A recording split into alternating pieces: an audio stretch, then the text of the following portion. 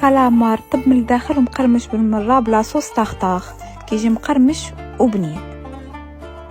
عندي هنا الكالامار، شويه الملح، شويه البزار، شويه ديال الثومه بودره. عندي هنا العطريه ديال الحوت الا متوفره وشويه ديال الربيع. وما نساوش نديروا واحد 2 معالق كبار ديال الحامض باش كيرطب لينا الكالامار. نخليوه يرتاح ساعه. كناخذ شويه ديال الدقيق كندير مع شويه الماء. مهم العجين هذه ما خصهاش تكون جاريه، خصها تكون شاده شويه في راسها، وشويه الملح ونص خماره.